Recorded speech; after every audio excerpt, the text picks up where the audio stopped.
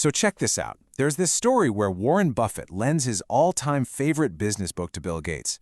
And even though it was written decades ago, Gates comes back and says the lessons are, well, timeless. That got me thinking, what on earth could someone write about business back in the 1960s that still matters in our crazy, fast-paced world? Well, here's the secret. It's not really a book about spreadsheets or market caps. It's a book about people. It's about how our own ambition, our own pride, and yeah, our own greed are the real engines driving decisions inside the world's biggest companies. Because while technology changes every single day, human nature, that stuff doesn't change at all. And that means the mistakes people make are timeless too. So we're going to dive into 3 epic business stories from this book. Think of them like a mirror held up to today, showing us exactly why the smartest people in the room sometimes make the absolute biggest blunders. All right, first up, a masterclass in how to set $250 million on fire, building a car that nobody, and I mean nobody, wanted. This is the incredible story of the Ford Edsel. Get this, back in 1955, Ford poured $250 million into this project. The goal was to sell 200,000 of these cars in the very first year. The stakes, they were astronomical. And just so that number really hits you, let's put it in perspective. That is over $2.5 billion in today's money. They were betting the entire farm on creating the perfect car for the American family. And here is exactly where it all went wrong. See, Ford started designing the car in '55, a time when America loved big, flashy, gas-guzzling cars. They were symbols of success.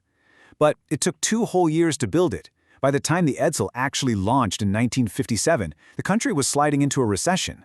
Tastes had completely changed. People now wanted smaller, more efficient cars. Ford had built the perfect car for a world that just didn't exist anymore. Oh, and the naming process? It was a complete circus. After going through thousands of options, they got so desperate they actually hired a famous poet to come up with a name. She came back with some real gems like the Intelligent Bullet and my personal favorite, Utopian Turtletop. And after all that creative genius, what name did the board choose? They ignored everything and named it Edsel, after Henry Ford's son, a name the Ford family had begged them not to use. Then they packed it with innovations nobody asked for, like a weird vertical grille that everyone said looked like a horse collar, and a push-button transmission right in the middle of the steering wheel that was confusing and, well, broke all the time. They were literally solving problems that didn't exist. Okay, so if the Edsel was a tragedy of pride and bad timing, our next story is something else entirely. This wasn't a series of mistakes. This was a straight-up crime drama fueled by pure greed. This is about thinking you're smart enough to cheat the system. And the crime at the center of it all is insider trading. You've probably heard the term. It's basically using secret, not yet public information about a company to make a boatload of money for yourself before anyone else knows what's coming. The plan was deviously simple.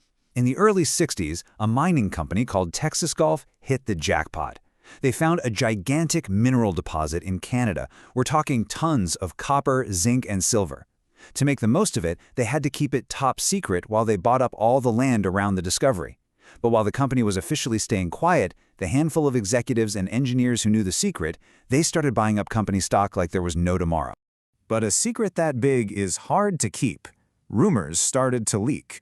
So to throw everyone off the scent and buy themselves more time, the company issued this press release. It's a masterpiece of deception, saying rumors were exaggerated and that the results were inconclusive. It wasn't an outright lie, but it was designed to do one thing: mislead the public. And here's where it gets really blatant. While they were publicly telling the world, nothing to see here, folks, what were those same insiders doing behind the scenes? They were literally mortgaging their own homes to scrape together every last dollar to buy as many shares as they possibly could. It was a heist happening in broad daylight.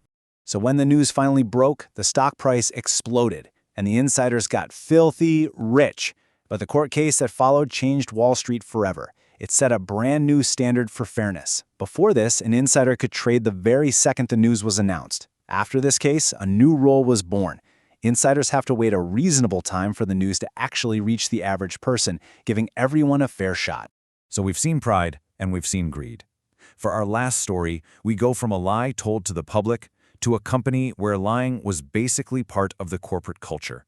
This is the story of General Electric and one of the most absurd corporate conspiracies you'll ever hear about.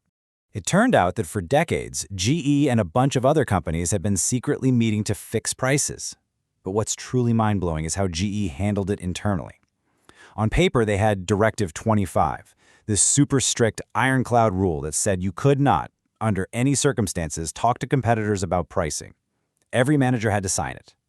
But there was an unspoken, parallel reality at GE, and the rule there was simple. Hit your profit targets, no matter what. Wink, wink. You want to know how deep this went? This quote from one of the managers at the trial just says it all. He explained that when his boss would remind him of the official rule, what really mattered was the wink. The entire system was built on this culture of plausible deniability, letting middle managers do the dirty work while the execs at the top could pretend they had no idea. And the whole thing became almost comical. One manager told investigators he would regularly tell his boss, "I had a meeting with the Klan today." To him, the Klan was the secret code word for his competitors. He thought he was covering his bases, but his boss later testified that he just assumed the Klan was a nickname for GE's own sales team. The entire conspiracy was held together by people at the top choosing to be willfully naive. So, a catastrophic car launch, a massive insider trading scandal, and a corporate culture built on a lie. What's the thread that ties all of these wild stories together? It all comes back to that one constant, the human factor. Each one of these disasters was powered by a timeless, fundamental human flaw. Ford's pride made them so fall in love with their own brilliant idea that they completely missed the world changing around them.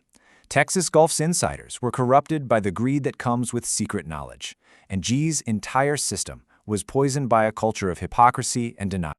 The bottom line is this. You can have the most perfect business plan, the most accurate spreadsheets in the world, but at the end of the day, business is driven less by math and way more by psychology. Pride, fear, and greed are forces that can blow up any plan, no matter how good it looks on paper. Now, those stories were all about predictable human flaws. But what about the unpredictable stuff? Think about the Xerox machine. It was a revolutionary invention, right? But it created a crisis nobody saw coming. Suddenly, copying information was practically free, and that triggered a massive debate about copyright that we are still fighting about today. And that leaves us with one last really big question. As we celebrate all the amazing breakthroughs of our time, AI, genetic engineering, you name it, which one of them is quietly creating the next massive unintended crisis? What's the problem that's going to become the next generation's biggest headache? What are we all failing to see right now?